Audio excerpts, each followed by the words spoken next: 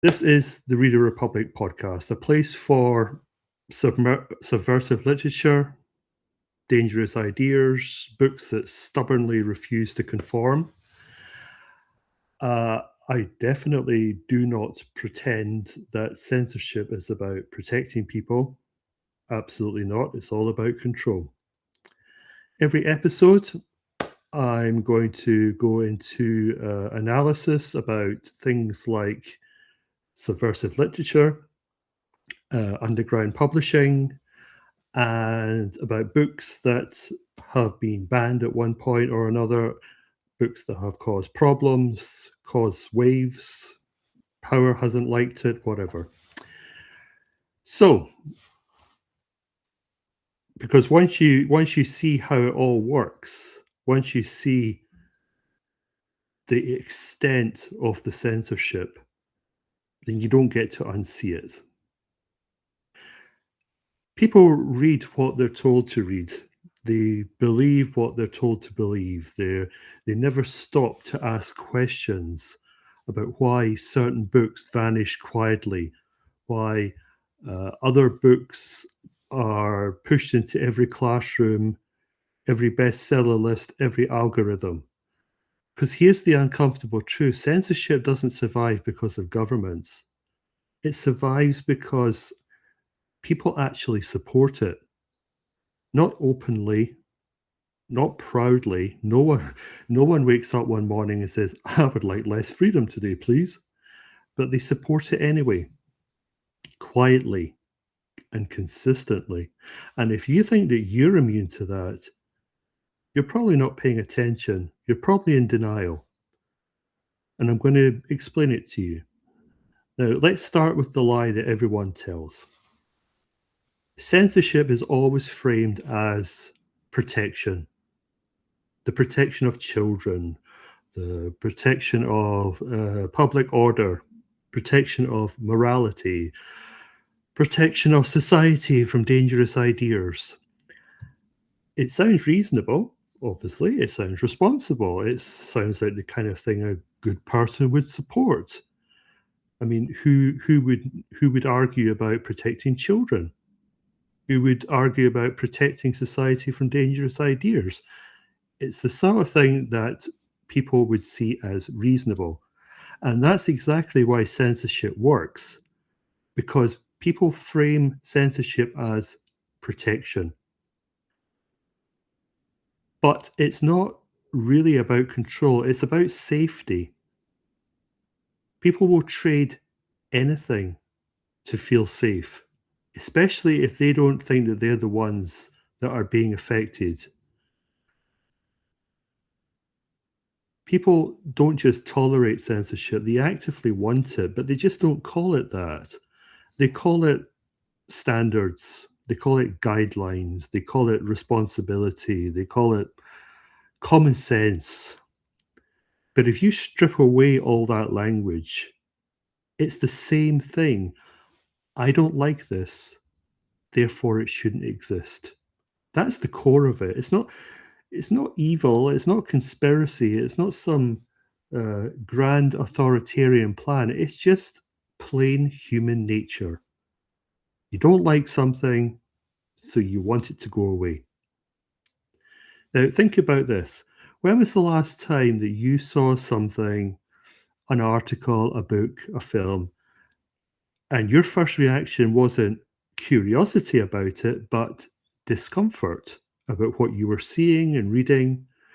And in that moment, what did you feel? Did you think, I want to understand this? Or did you think, this shouldn't be allowed? This can't be allowed to go out. This can't be allowed to be seen by other people because it's terrible, it's dangerous, it's subversive. I mean, look at America at the moment, MAGA, the conservatives, Trump, they say outrageous things. But do you think to yourself, I want to understand their point of view? Or do you say, this shit shouldn't be allowed? They can't say these things.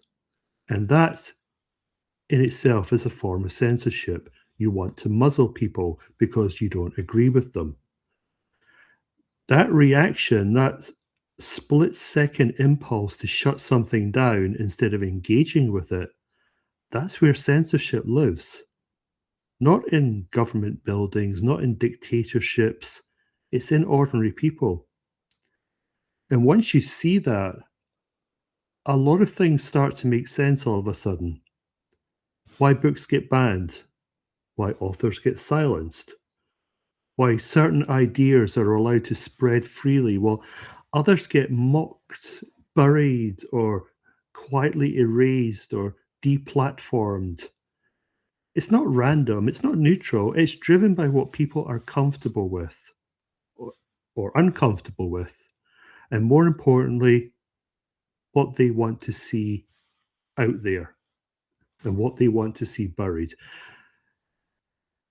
So that's basically what censorship is. It's about avoiding discomfort, because discomfort forces you to think.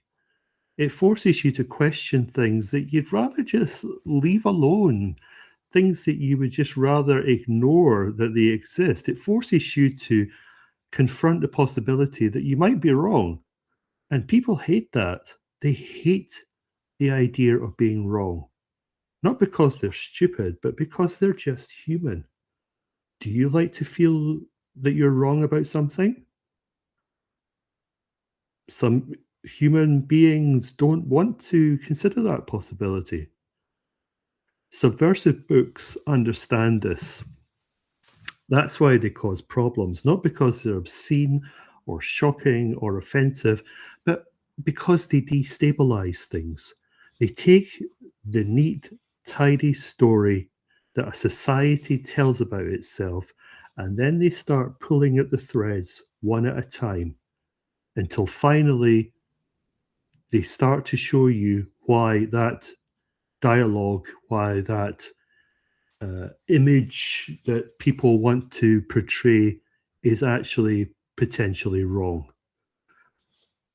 These subversive books ask questions like, what if the system doesn't work? What if authority isn't legitimate?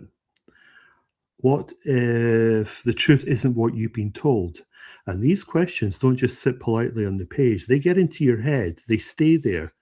They make you look at the world differently. And once that happens, you can't put it back. That's what makes a book dangerous, not the content of the book, but the effect the book has on you. Now, it's easy to sit there and think, well, I support free speech. I'm against censorship.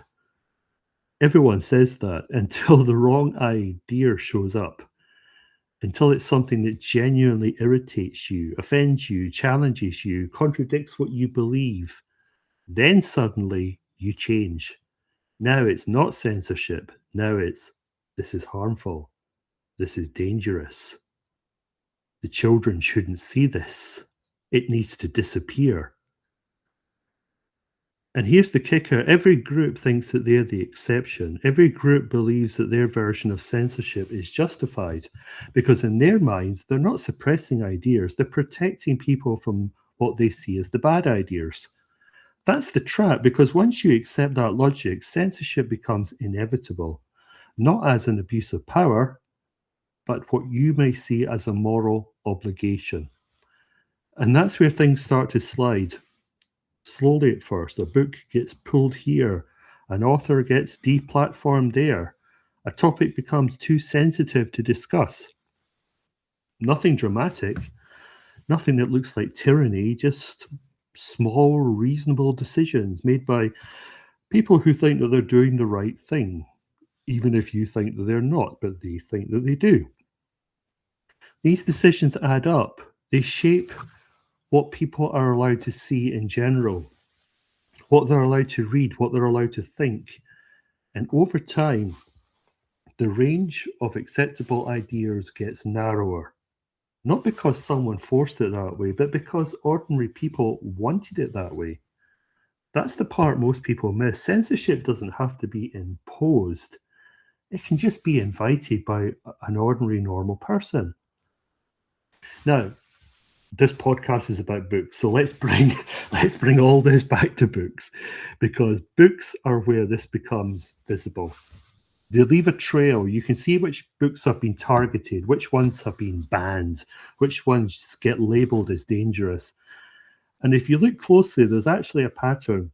It's not about the quality of the book. It's not about the writing style of the book. It's about the threat that the book imposes, the threat that people feel.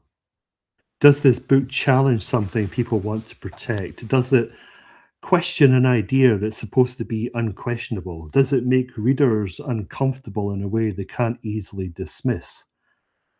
If the answer is yes to those questions, then that book's going to have a problem. I mean, look at, for example, Lady Chatterley's Lover, where the woman has an affair with the gardener. Look at Lolita, where a man has an affair with an underage girl.